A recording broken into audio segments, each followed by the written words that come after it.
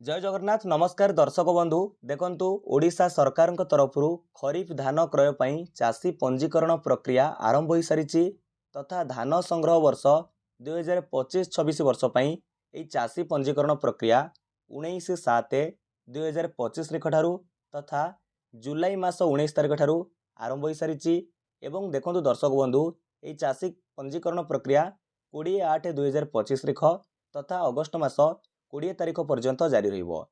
एठारे देखंतु सरकार तरफ केतोगोटी गुरुत्वपूर्ण सूचना जारी करा जायछि। आपण मानक मनरे मध्य किछि प्रश्न सृष्टि होईछि। ए भिडियो रे हमें संपूर्ण विवरणी आलोचना करिबा, विस्तृत भाव आलोचना करिबा।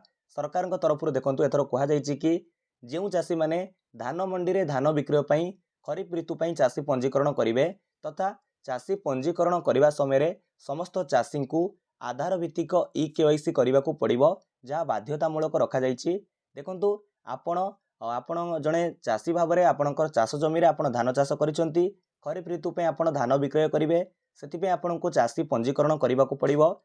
जोठी देखो आप चाषी पंजीकरण समय आपण को आधार भित्तिक ई-केवाईसी करवा जरूरी रखा जाइए बाध्यतामूलक रखा जाइए। आपणकर फिंगरप्रिंट तथा किंबा आईरिस बा आई स्कान जरिए आपणकर ई-केवाईसी प्रक्रिया को संपूर्ण करा जिवो। देखंतु सरकार कहवा कथा होची ए जो ई-केवाईसी आधार भित्तिक ई-केवाईसी को बाध्यतामूलक एथिपई करा जाइछि जदि कोनोसी नकली चाषी बा अणचाषी आमे कहि परिबा नकली चाषी बा अणचाषी जदि धान मंडी रे धान विक्रय पई चाषी पंजीकरण करुथिबे तेबे ई-केवाईसी करा गले से माने धरा पड़ी जिवे तथा अणचाषी नकली चाषी माने धरा पड़िबे। तेणु एथिरे स्वच्छता आनिया पई सरकार तरफरु ई-केवाईसी प्रक्रिया को बाध्यतामूलक करा जाइछि, लागू करा जाइछि। नियत भाबरे सरकार तरफरु स्वच्छता पई करा जाइछि। किंतु जदि आमे आ गोटे पक्षरे देखिबा ये होची समय सापेक्ष सेमिति कोनोसी आमर जानतरे आमर जो प्राथमिक कृषि समवाय समिति रहिला तथा कोनोसी स्वयं सहायक गोष्ठी बा पानी पंचायत रे सेमिति कोनोसी भाबरे नकली चाषी अणचाषी माने पंजीकरण करंती नहीं, कारण ये आईन अनुजाई दंडनीय अपराध। जदि स्वच्छता सरकार स्वच्छता पे आनिछंती तेबे निहाती भाबरे स्वागतमूलक पदक्षेप। जदि अणचाषी रहउतिबे पंजीकरण करुथिबे से माने निहाती धरा पड़ जिवे। ये गला गोटे कथा सरकार तरफरु सूचना जारी हेछि। किंतु देखंतु आमे सुनिबा को पाउतलु किछि दर्शक बंधु आमको मध्य कहउचंती कि आमर जो प्राथमिक कृषि समवाय समिति रहिला बा प्राइमरी एग्रीकल्चरल कोऑपरेटिव सोसाइटी रहिला तथा महिला स्वयं सहायक गोष्ठी किंबा पानी पंचायत रे किछि जगार कहउचंती कि जदि बापांक नाम रे चाष जमी रहिछि बा मंडी खाता रहिछि तेबे से क्षेत्र रे पुओ को पंजीकरण करबा को दिया जाऊ नाही। तेणु ए विषय आमको टिके सूचना प्रदान करने को आपण मते अनुरोध करथिले। देखंतु वर्तमान पर्यंत जहा किछि बुझिबा कथा आपण माने गणमाध्यम सूचना मध्य पाइथिबे। मंत्री महोदय कहिसंती जदि बापांक नाम रे जमी रहिछि बा मंडी खाता रहिछि जमी चाष जमी रहिछि तेबे से क्षेत्र रे पुओ माने मध्य एटी चाषी पंजीकरण करि परिबे, तांकर जेतिकी शेयर रहउछि से पंजीकरण करि परिबे। किंतु आपण माने आ गोटे कथा पचारछंती जदि डेथ पर्सन बापांक नाम रे चाष जमी रहिछि, सपोज बापांक नाम रे चाष जमी रहिछि किंतु तांकर डेथ होई जाइछि से क्षेत्र रे पुओ माने चाषी पंजीकरण करिवे कि नहीं एठी हमर समवाय कृषि समवाय समिति मना करूछंती। देखंतु खाली ऑफिशियल भाबरे घोषणा करा जाइछि बापांक नाम रे चाष जमी थिले पुओ माने सेथिरे शामिल होई परिबे, चाषी पंजीकरण करि परिबे। निहाती भाबरे तांको ऑफिशियल नोटिस आसी जिवो पहुंची जाइथिवो, तेणु सेमाने मना करिवे नाही। निहाती भाबरे आपण माने चाषी पंजीकरण करि परिबे। आपणकर डाउट क्लियर हे गेला।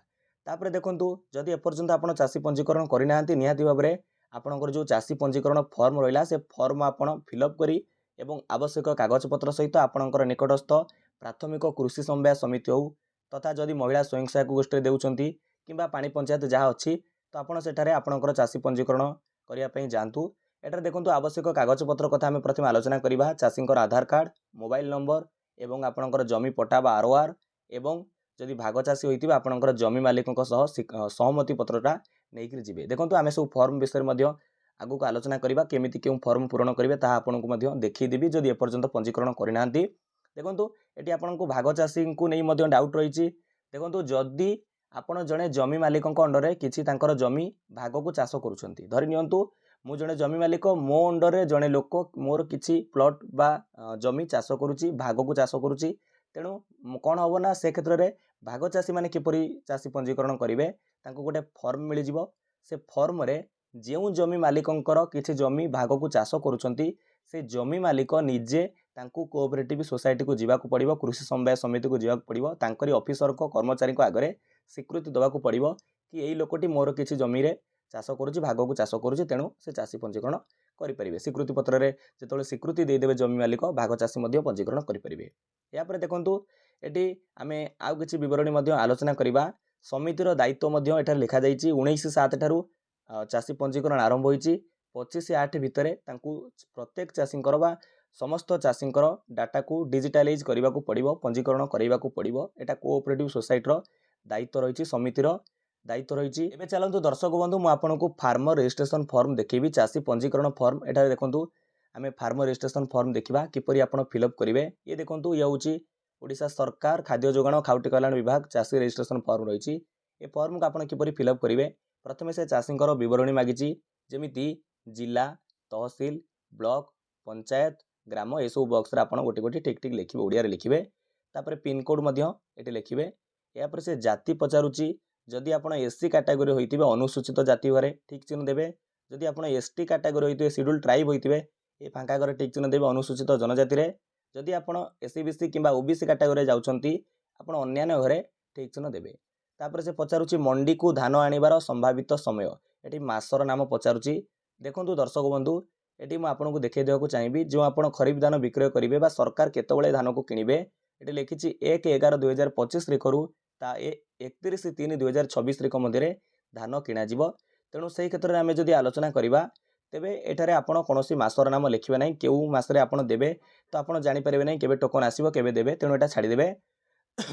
तापर देखंतु एटी कहूछि पक्ष को चयन करंतु। एटी रहिछि प्रथम पक्ष, द्वितीय पक्ष। जदि आपण शीघ्र शीघ्र धान देबाकू चाहुचंती निहाती भाबरे प्रथम पक्ष ए फांका करे ठीक चिन्ह देबे। जदि डेरी रे धान देबे तबे द्वितीय पक्ष को सिलेक्ट करिवे, ठीक चिन्ह देबे। तेणु आपण प्रथम पक्ष रे ठीक चिन्ह दियंतु, आपणक धान शीघ्र जीव मंडी रे।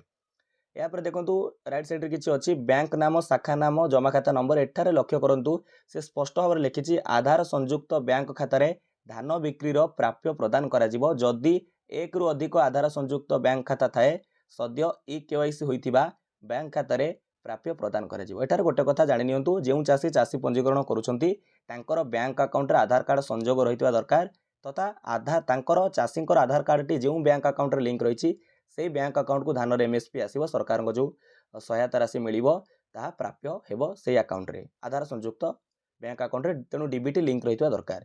या पर केएमएस वर्ष एठी खरीफ ऋतु सिलेक्ट करिवे 2025, तापरे 2025-26 सिलेक्ट लिखिबे। आधार नंबर देखंतु एठी से चासींकर आधार नंबर आपण भरिवे। या पर आपणकर जेंडर बा लिंग चयन करिवे।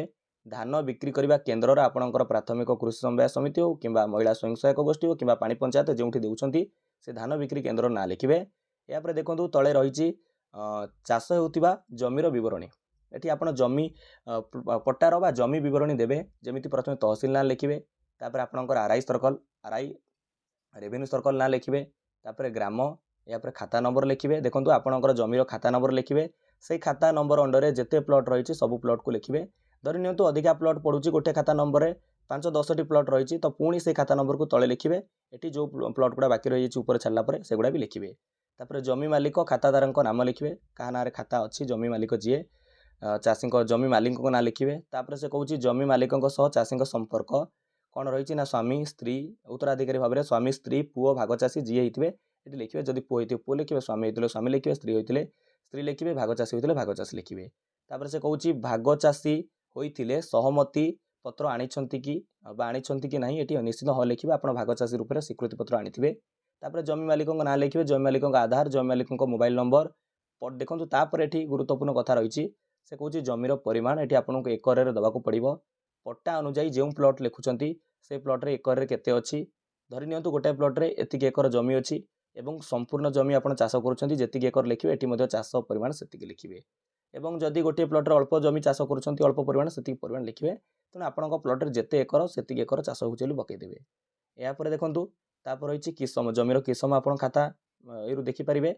खातार देखो आप जमी खातार रही देखिपारे। यापर जलसेचन उत्स अच्छी कि नहीं, केनाल लिफ्ट बोरवेल सिस्टम अच्छी कि नहीं आप देपारे। जदि थी लिखिए, जदि ना ना लिखिए। तापर देखो ये भाव में आपंकर जब अधिका खाता थी अधिका प्लॉट थी तो आप तले जो फर्म अच्छी दुईटा फर्म कौन करेंगे आटाच करेंगे एटी भरवे से भाई प्रोसेस रे भरवे। तापर देखो सभा लास्ट आपको कौन करा पड़ो ये लक्ष्य करूँ। तले एक रही लिखा जाइए चाषी टीप चिन्ह बा स्वाक्षर। ये चाषी को टीप चिन्ह बा स्वाक्षर जहाँ करुवे देवाक पड़ो। टीप चिन्ह थे टीप चिन्ह देवे, बाम हाथ बुढ़ा टीप चिन्ह देवे। जदि कौन कर दस्तखत करुवे तो दस्तखत करेंगे। ये थिला पूरा चाषी पंजीकरण फॉर्म। तापर आम देखा भाग चाषी जो रही भाग चाषी किपरि स्वीकृति पत्र फॉर्म रहिबो। ଏଠାରେ ଦେଖନ୍ତୁ ଭାଗ ଚାଷୀଙ୍କ ଫର୍ମ ଏମିତି ରହିବ ଜମି ରେକର୍ଡ ଧାରକଙ୍କ ଦ୍ୱାରା ଧାନ ବିକ୍ରି ପାଇଁ ସମ୍ମତି ପତ୍ର। ଆପଣଙ୍କର ଜମି ମାଲିକ ଧରି ନିଅନ୍ତୁ ମୁଁ ଜଣେ ଭାଗ ଚାଷୀ, ମୁଁ ଜଣେ ଜମି ମାଲିକଙ୍କ ଅଣ୍ଡରରେ କିଛି ଜମି ଚାଷ କରୁଛି ତାଙ୍କର, ତେଣୁ ସେ ମୋତେ ସ୍ୱୀକୃତି ଦେବେ, ସମ୍ମତି ଦେବେ, ଇଏ ହେଉଛି ସମ୍ମତି ପତ୍ର।